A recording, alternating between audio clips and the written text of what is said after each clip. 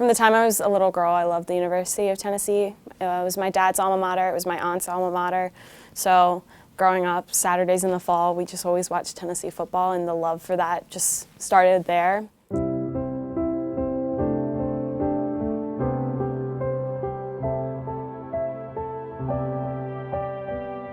So I applied. It was the first school I finished my application to. And then the first or second weekend of November of my senior year of high school, my dad, my mom, and I went down, and that was my first time ever actually on campus there. The Monday after I got back was the day I got in, and I just thought it was amazing and perfect. I worked on an application for Tennessee that would hopefully give me scholarship money, and in about mid to the end of March, I found out that I was only going to get $2,000 of loans from the school, and it was $50,000 out of state, and so $2,000 of loans doesn't do a lot for college, and it was hard because I kept overthinking everything. It was like, oh, what if I had retaken a math class that I didn't do well in? What if I had retaken the SATs and stuff like that? And I just overthought everything. I don't think I came to the realization that I wasn't going to be able to go until I paid my deposit to come to JMU, and it was hard. I think I was definitely a brat to my parents for a pretty long time because I knew where they were coming from, and I understood that they were looking out what was best for me, but at the same time, my heart was set on that school.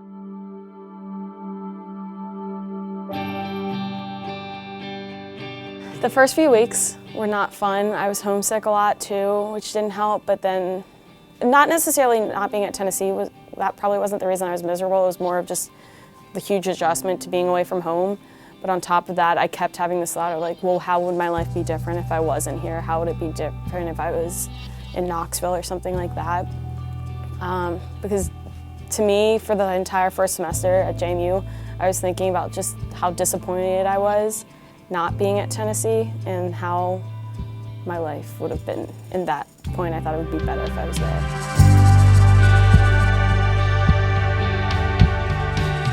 On Student Org Night, that was the only booth I was looking for, and I walked up and they asked what I wanted to do, and I said sports, and I just remember them telling me that, oh, I don't think we've had a girl sports writer in a while. I'm like, okay, well, you can have one now, because I was like, that's the only thing I want to do here.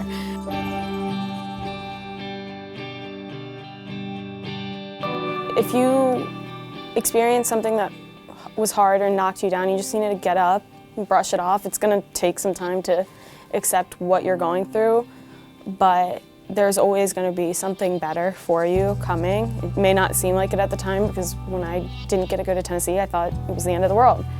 And it took a couple months, but I realized that JMU is the greatest place on earth, in my opinion, and the breeze is amazing. And if I hadn't gotten over myself and hadn't lost the bratty attitude about not going to Tennessee, I don't know what I would be doing right now, because I don't think I'd be a sports editor. And being a sports editor has been the world to me. It's helped me through some pretty rough times in my life, and the people I've worked with too have been there and are amazing, and I can't imagine my life now without them, which is weird and crazy because it's been like less than a year of being an editor and working with them.